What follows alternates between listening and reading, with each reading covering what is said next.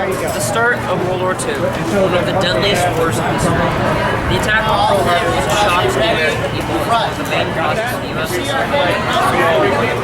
December 7th will mark the 75th anniversary of the date that will live in the United States entered World War II the next day. People all over our nation remember and honor our veterans, and it's our job to remember them as well. No matter what, we will.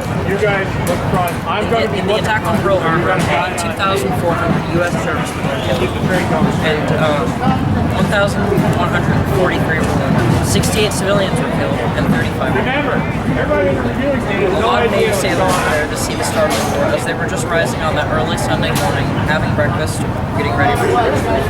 One of those men was a man named James Willis Downing. At 102, he is the second oldest living Pearl Harbor survivor.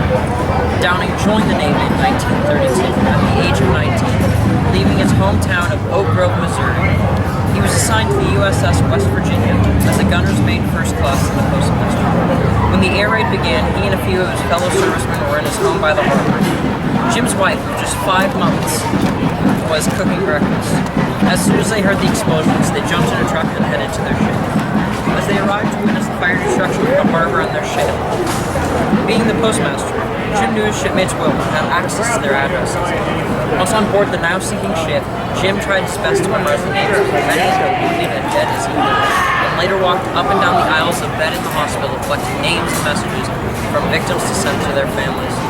He could not bear the thought of families not knowing the fate of their loved ones. He wrote to as many families as he could. The heroes of Pearl Harbor weren't born heroes. They were the everyday man and woman, sailors and captains.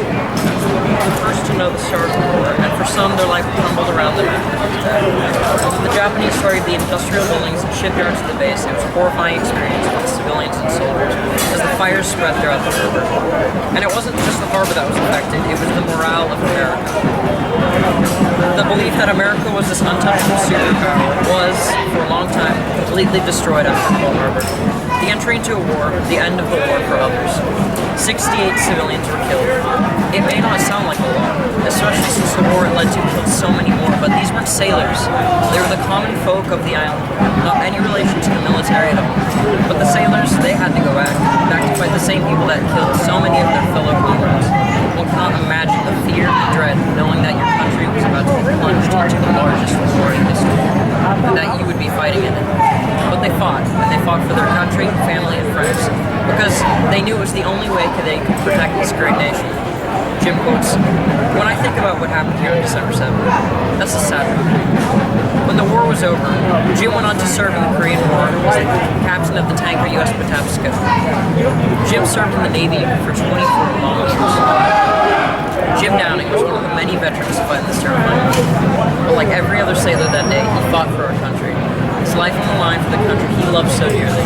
Today, he's honored by many, but I feel as if the generations on following World War II don't truly appreciate everything these veterans do for us.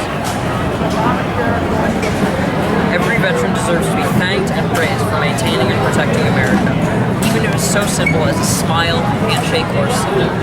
We can't forget them, because forgetting them is forgetting ourselves.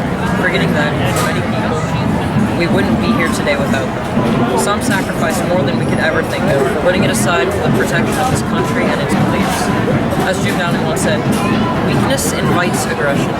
Remember Pearl Harbor and keep America strong. Thank you, Jim Downing, and all the other veterans who have fought for us. We truly appreciate you, what you've done to do for us on a daily basis. Thank you for your time. Hey. Good job, honey.